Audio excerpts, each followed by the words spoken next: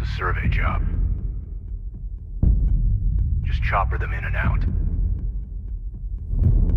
Be a joyride.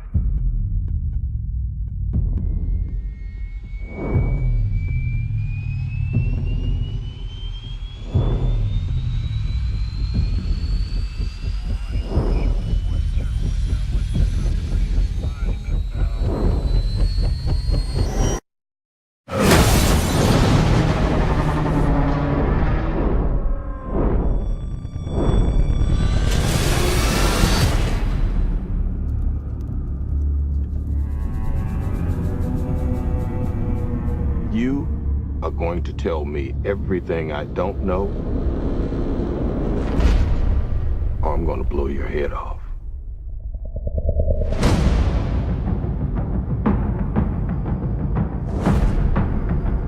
This planet doesn't belong to us.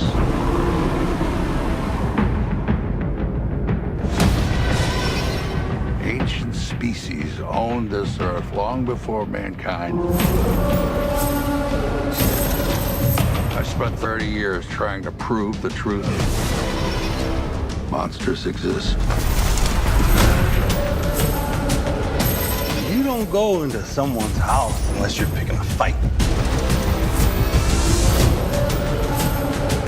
What you're looking at is a monster from some bygone era. It's trying to show that man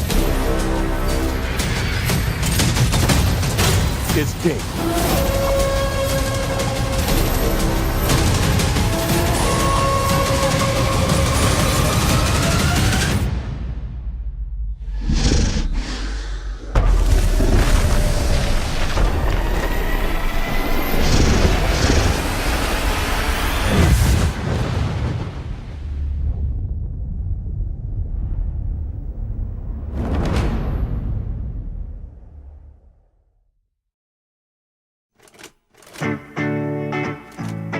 These are photos of an island in the South Pacific. The place where myth and science meet. We use explosives to shake the Earth, helping us to map the surface of the island. You're dropping bombs. Scientific instruments. Is that a monkey?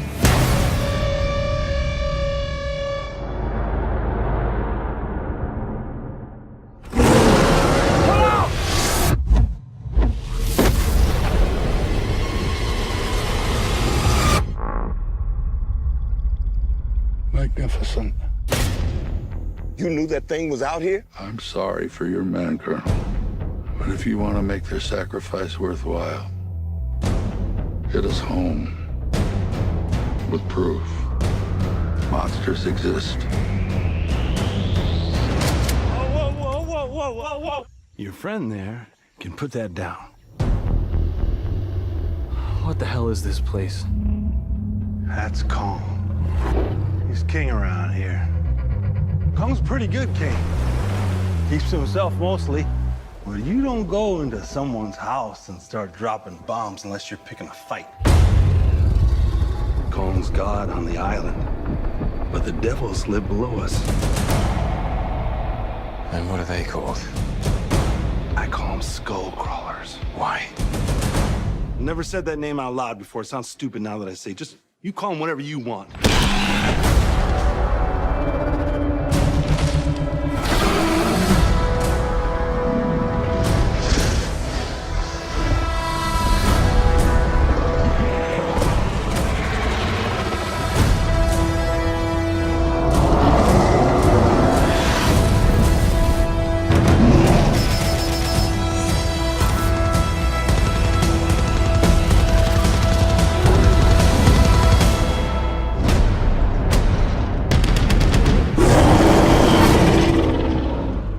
This is a good group of boys. We're all gonna die together out here. You shouldn't have come here.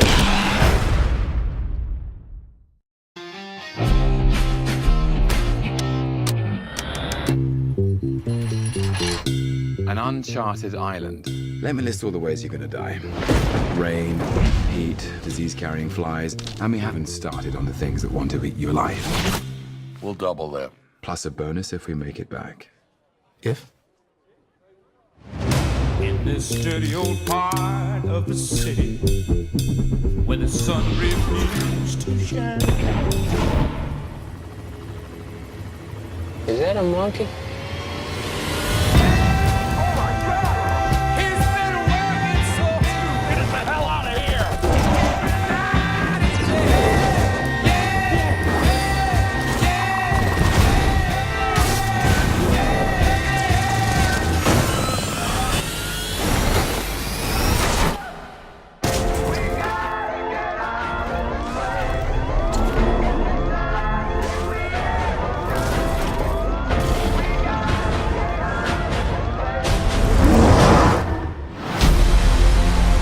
That's Kong. He's God on the island. We don't belong here. But the devils live below us. I call them skull crawlers. Why? Because it sounds neat. Okay. Look, I just made that name up. I'm trying to scare you. I'm fine calling them that. Are you cool with it? Yeah, that seems like a I good, like that seems the like a- name.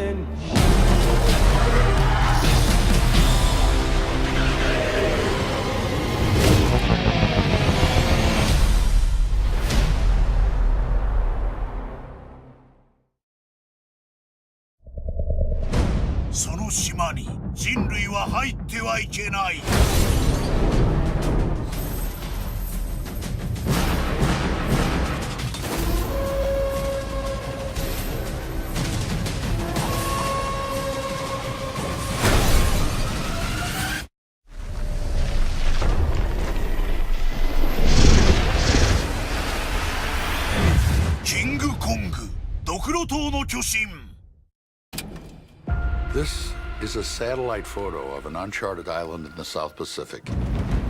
A place where myth and science meet. Kong is being reconceived as a myth come to life. This film will be an immersive spectacle. You got Kong that's 100 feet tall. It really has to be seen in IMAX. The whole movie just gets taken to the next level watching it in IMAX. You really just lose yourself.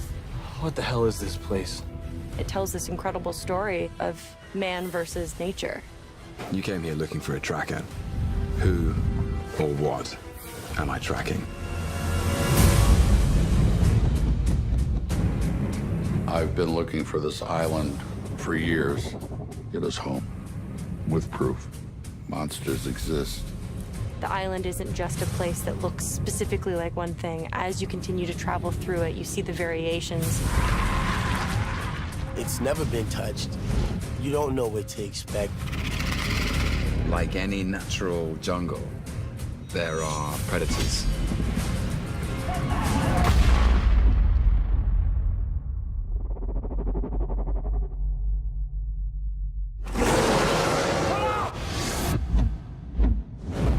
You don't go into someone's house and start dropping bombs unless you're picking a fight. Kong is killing his men, so it becomes his mission. It's time to show that man is king.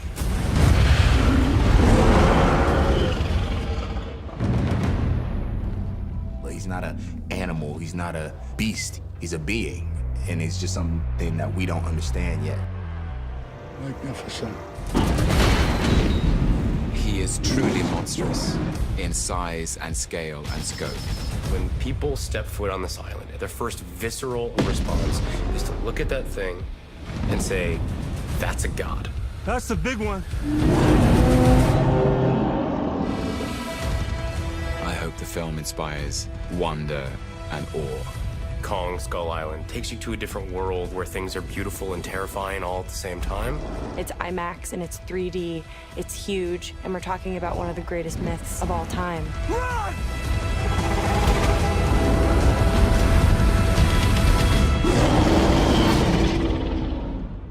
It's a good group of boys. We're all gonna die together out here. You shouldn't have come here.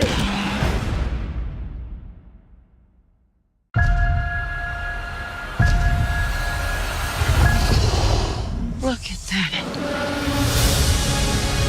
Kong's god on the island. Ancient species owned this earth long before mankind.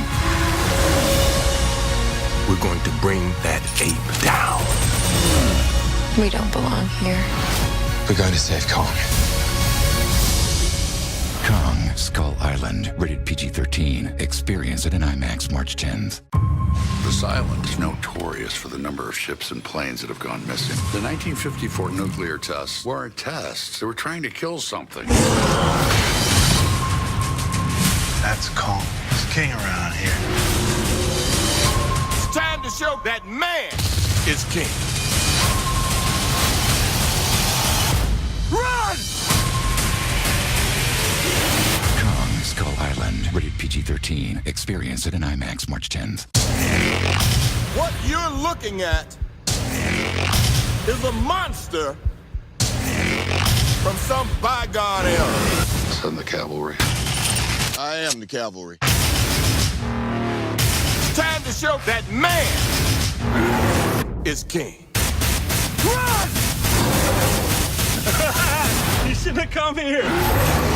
Kong Skull Island, rated PG-13. Experience it in IMAX March 10th. You came here looking for a tracker.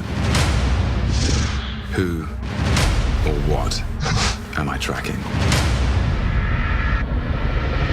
That's the big one. Before we leave this island, we're going to bring that ape down. We're all gonna die together out here.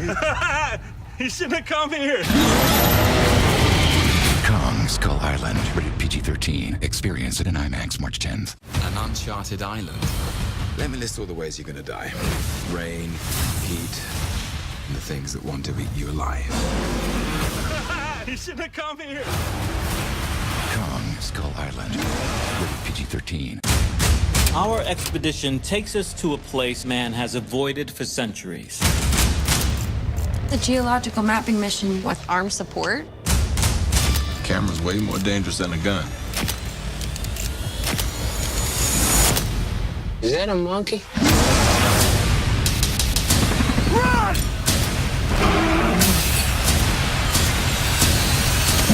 Kong Skull Island, rated PG-13. Experience it in IMAX March 10th. Fox 8 is down, Fox 4 is down. Respond, Fox 3.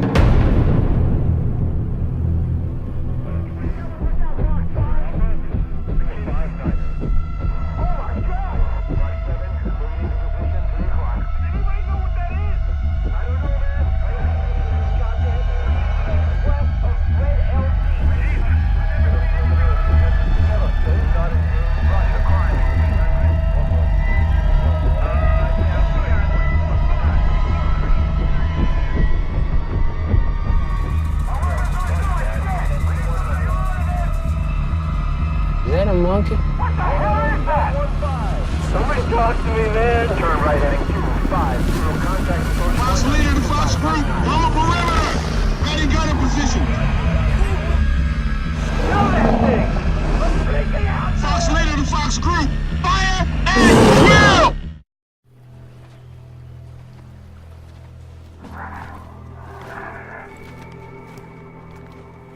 Well, if you look at that, it bleeds.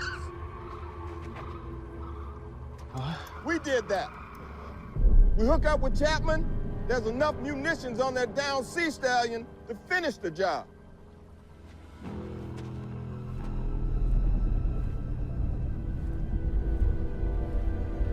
Magnificent. You know why I carry this instead of an M16? Took it off a farmer fighting for the NVA. He surrendered right after we leveled his village. He was 50 years old, said he never even seen a gun until we showed up. Sometimes, An enemy doesn't exist till you go looking for one. What happens when they show up on your doorstep? I'll still have his gun. Best of luck with that, soldier.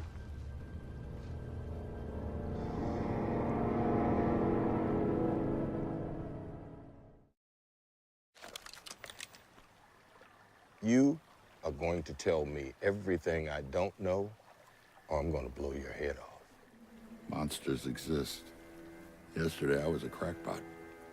But today? You dropped those charges to flush something out. Who are you? Ancient species owned this earth long before mankind, and if we keep our heads buried in the sand, they will take it back. My agency is known as Monarch. We specialize in the hunt for massive, unidentified terrestrial organisms. You knew that thing was out here? I'm sorry for your men, Colonel.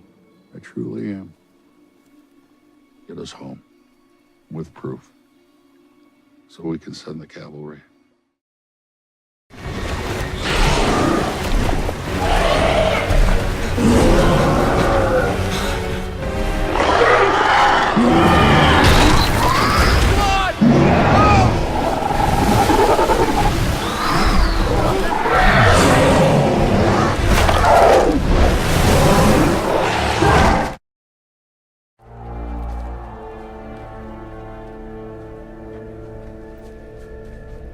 Yeah, you smell that?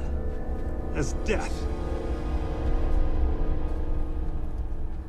What the hell is this place? This is what's left of Kong's parents. I've taken enough photos of mass graves to recognize one. The crash site's just on the other side of this valley. We'll cross through and make it to the highest point west. This place is a real no-no, sir. We need to be going to the north side right now. And you welcome to do that, my man. By yourself. I'm not leaving Jack out there. Now, who's with me? We can make it. You're mighty right we can make it. Now, stay sharp. Keep an eye out.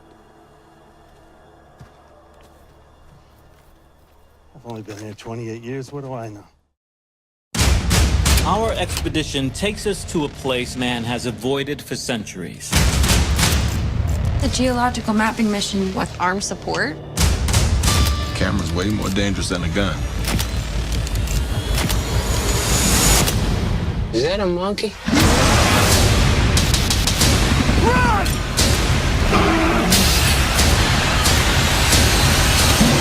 Kong Skull Island, rated PG-13. Experience it in IMAX March 10th.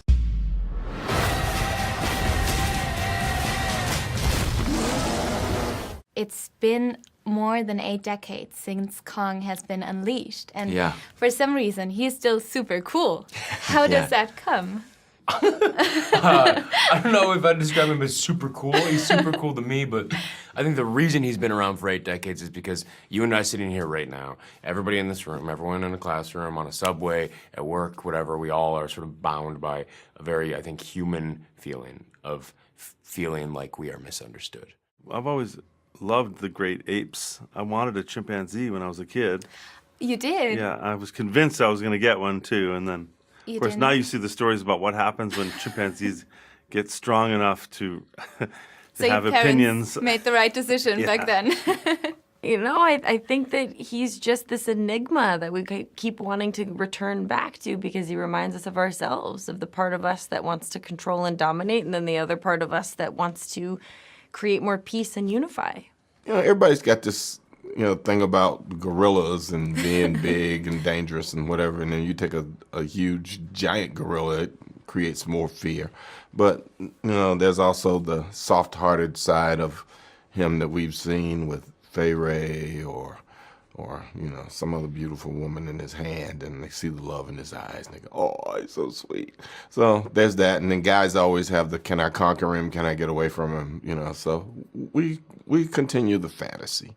I think Kong has been such a powerful representation of that. So, yeah, he's a super cool guy, but he's a super cool guy who's misunderstood. I think back in 1933, cinema itself was a very young art form.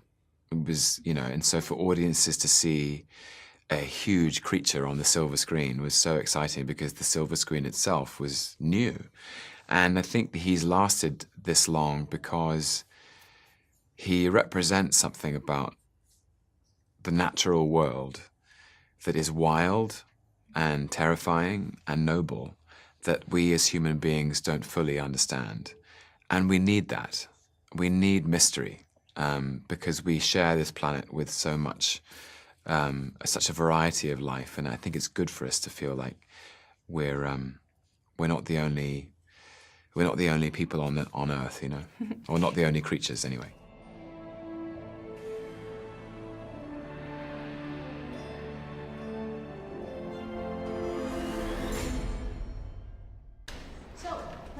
What a fantastic film this was.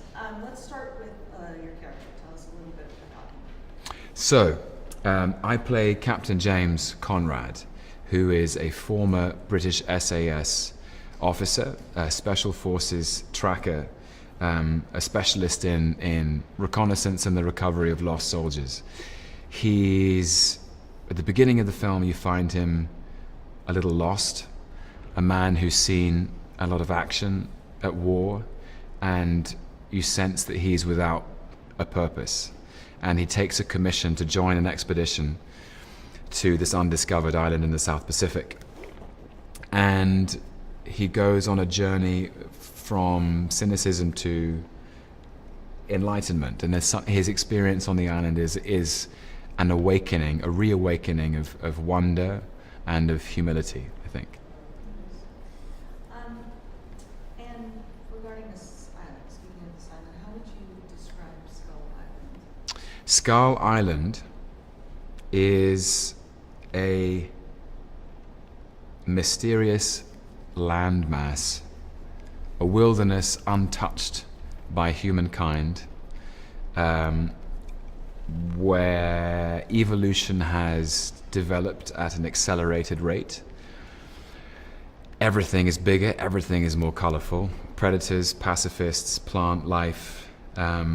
This is a place unlike you've never seen before. And when man is re-entered into the food chain, it's not at the top. That was a great answer. So regarding King Kong, were you a fan of the previous iterations? Yeah. My first memory of Kong is the image of him on top of the Empire State Building with the light planes coming towards him. It's such an iconic image from the 1933 RKO movie. Or either that or him with Fay Wray in his hand and he's fighting off a pterodactyl at the same time. I love him. Now, why do you think it is that people are so interested in iteration after iteration, and how is this one different to all the previous ones? I think we have it, as children, we have a natural fascination with nature and animals, and I think that never leaves us. And Kong is a kind of emblem of what we don't understand about nature. He's a myth. We understand that the natural world has a balance and an order which is both beautiful and terrifying. And that the food chain exists for a reason doesn't mean you get excluded from it. So Kong somehow, in his own territory, on his own turf, represents nature undisturbed and unspoiled by man. And there's a theory that's also explored in the Godzilla picture, that the arrogance of man is thinking that nature is within our control when in fact it's the other way around. And that sometimes the impact of human beings on the natural world is not always a positive one. And so, also, how do you, let's go to the decade that this story takes place. Yeah. How do you think that adds to this overall story? Well, Kong Skull Island is set in 1973, and this is a time where the world has gone through a huge period of social and political change. The enormous revolutions of the 60s have changed the way people think and live. That Richard Nixon has just withdrawn US troops from Vietnam. Satellites are orbiting the Earth and are beginning to photograph it from space, which will reconceive of how we think about the planet. It'll seem smaller, but that technology is very new. And so 1973 is plausibly the last time we could imagine an undiscovered island in the South Pacific where creatures roam undisturbed. And we get the rock and roll music, we get helicopters, we get the real flavor of exploration that the 70s brings. And talk about some of the locations that you shot in and how those added to this cinematic, Yeah, I think one of the great strengths of Jordan Vogt-Roberts, our director, is that he insisted we shoot this in real places. And he spent a long time location scouting so that Skull Island was tangibly made up of some of the most beautiful and remote places on Earth. And those places were Oahu in Hawaii, Queensland in Australia, and northern Vietnam. And the sort of composite elements of all those places are very, very tangible in the picture. And so that the volcanic valleys of Hawaii and the lush rainforests of Mount Tamborine and the swamps and mountain lakes of Vietnam are all present in the film. And I think you can feel that palpably when you watch the film, that cast and crew were dropped into these places, and you can feel the heat and the moisture and the sweat and the the fact that we're all running through swamps. It just feels real in a way that you can't recreate digitally. And interesting, so you obviously spent a lot of time with the other actors too. I mean, this is a great cast. Yeah. So how was that, spending all this time together? It was great. I think it's a very diverse cast with very diverse talent, and everybody brought something to the table which was really unique and valuable. And we were all thrown together away from home in these very far-flung places, and we bonded together very fast. We sang karaoke in Hawaii, learned how to surf in Waikiki Beach in Honolulu. We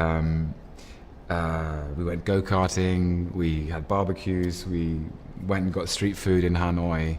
It was really fun. Sounds like fun. And lastly, I mean, this is a big action film. Yeah. What do you hope that people take away from this after seeing it? I really hope that people buckle up and enjoy the ride, because it's a hell of a ride. It just goes at such a lick, and it feels both old-fashioned in the romantic sense of being a great adventure, but it's also very fresh and contemporary, and underneath the spectacle and the action, a lot of which is very original, there is a theme, and the theme is that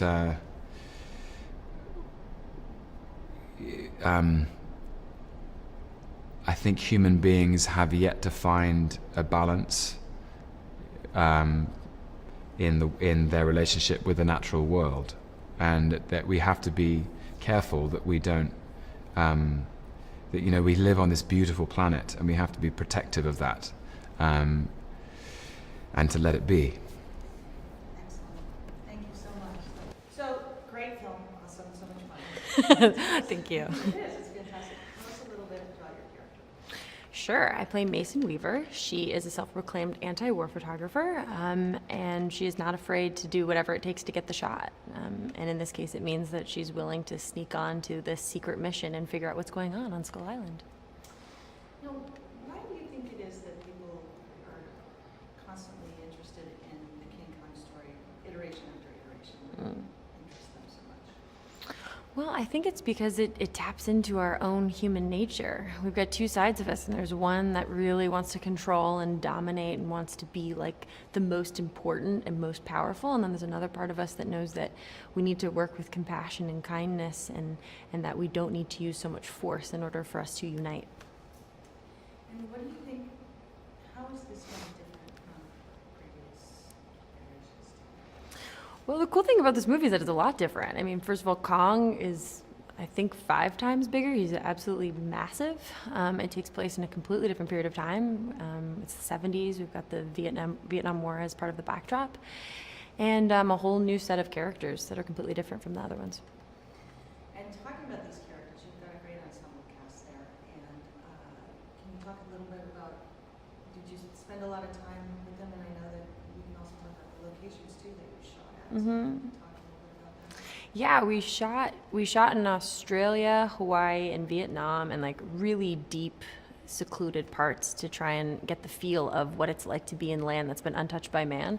So because of that, like a lot of the time there's no cell service, there's certainly not Wi-Fi.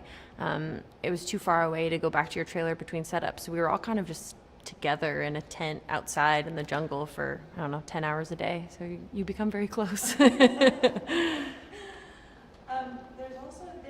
There's a scene in the film where you're seeing Kong close up for the first time, and it evokes so much emotion, like you can really see it and feel it in your face. Where did you draw from, and where? Because obviously you're not seeing this in Right. real life, but it was amazing to see that on screen. How did you evoke that emotion? I don't know. It's kind of magic. Part of it came from an experience that I had in India where I got to touch an elephant, and I was really conflicted with the experience because I'd never been so close to something that's so much bigger than me and so much stronger than me.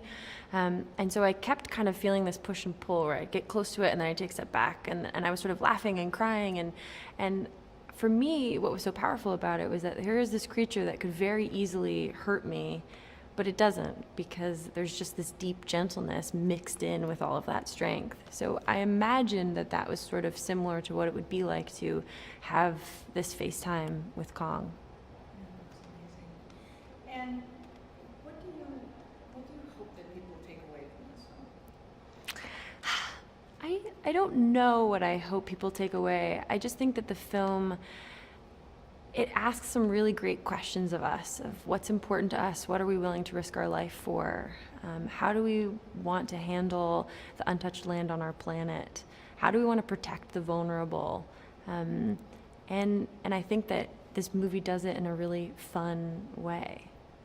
Fantastic. Mm-hmm. And of course, your character is a photographer. I noticed there was some photography out Mm-hmm. shown here, and I'm understanding that these are photos that you actually took. Yeah. Which was amazing. Yeah. Did you just take those along while you were filming? Mm-hmm. Yeah. I usually figure out some sort of hobby to do on set because it's really hard to read books, or we couldn't really go on our phones because we're in the middle of nowhere and no cell service. So you kind of want something that allows you to stay in the same mindset as your character and explore it, but it's kind of meditative. And so taking photos just seemed like a natural thing to do between takes because I'm in gorgeous locations with really captivating actors with great faces, and with places I'd never been before. So at first it just started off as like a way for me to explore, and then I realized that I had like a lot of film that I had taken. So it got secretly developed, and now here it is. Really great job. Thanks. Great. Oh, great job. Great job. Thank you. Let's start off with the film. Great performance. And tell us a little bit about your character. I portray a character by the name of Colonel Packer. He's helicopter commander of a unit of guys. At the end of the Vietnam War, everybody's headed home. His soldiers are going home to their families or to their lives or new jobs, and he's trying to figure out, where he's going to be or what he's going to do. Feeling kind of cheated because, they're saying we lost the war. He feels like the war was just abandoned. And he gets an opportunity or a request to take these scientists for some kind of scouting mission, more or less a babysitting job that he figures one last chance for he and his guys to fly together. So they take him to this place, Skull Island, and out of nowhere they get attacked by this giant gorilla. And he loses some men, which sends him into battle mode. So he's pretty much looking at this thing that's declared war on he and his guys, and it's a war that he plans on not losing.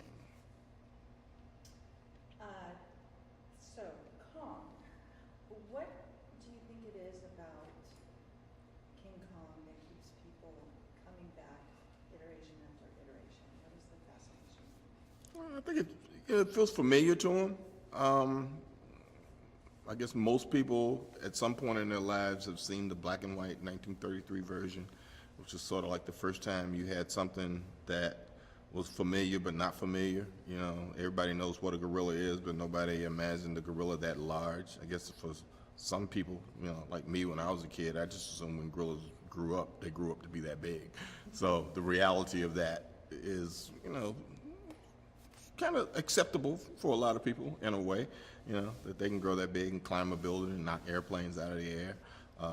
And I guess as a kid, for me, you know, we always imagined, you know, running away from something that big or trying to figure out how to defeat it. And over the years, as the story comes back, you know, people get the same thing. Well, how are they going to do it now? Because they can do it better, or it's in color, or it's, you know, larger, or it's whatever. And now we have what theoretically is an origin story of a place where something like that, you know, was hatched and grown, and whatever else lives in that particular place that might be just as dangerous or just as large. So, you know, the mysterious aspect of that is always intriguing to an audience, we hope. I think so. And how would you describe Skull Island? Hot, buggy, damp, wet. It's got a lot of different kinds of terrains. You can go from tropical rainforest to a bamboo forest to open stretches of grassy plains to really bizarre looking mountainous protrusions coming up out of lakes and oceans and bodies of water. Fantastic. And speaking of that, there was a lot of location shooting in this film. So also a great ensemble cast. I asked John Goodman about the cast, and he said it's not a group of people that you would want to whine in front of. So I just wanted to see did you spend a lot of time with these other actors? Yeah, we spent a lot of time sitting around in tents waiting on them to set up the next shot and doing this, that, or the other, talking about this, or walking and walking and walking and just stopping and saying, okay, cut. And we just plopped down in this long grass. Hopefully we weren't sitting in the middle of an anthill or something more dangerous in Australia, like a brown snake patch or whatever. Occasionally you look around and you go, oh, wow, look, kangaroos. Are there kangaroos on Skull Island? You can't use this shot. So we relaxed together and, you know, lamented sometimes looking at our feet and like, geez, we've been walking for like 8 days and we haven't said a word. What are we doing now? You know, so we groused together, we laughed together. It was fun. That's great. And what do you hope that people will take away from this film? It's a great film, but you know, you could get a little message out of that. Well, I mean, it's essentially an escapist entertainment film. Yeah, there's an environmentalist sort of message there that, you know, there are certain things we shouldn't bother or we should try to preserve. There's the, yeah, we're man and we're intellectually superior to everything out here, but that doesn't mean we have to defeat everything out here to prove our superiority. There's the leave well enough alone message. And I guess there's just the aspect of there still should be films that we can go to that allow us to escape the 24/7 deluge of news, whether it's good, bad, or otherwise, and I think this is one of those kinds of films. I agree. It was awesome. Thank you. Kong's massive presence and strength gives him the ability to intimidate other creatures.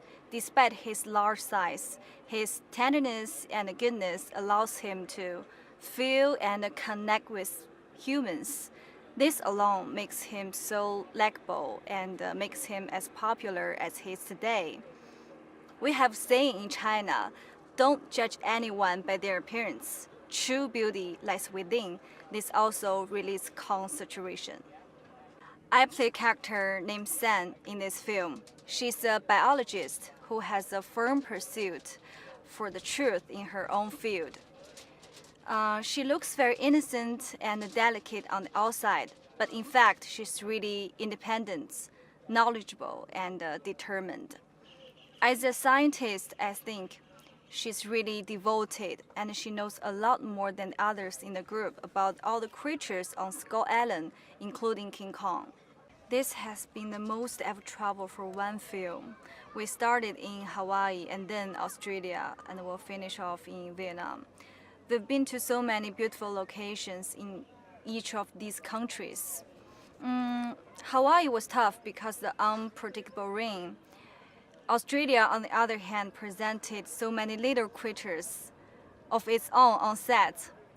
I remember one time I encountered both a huge caterpillar that landed on my head and a snake that was just under my seat, a snake. That was so scary. And Vietnam was the hardest one of the three.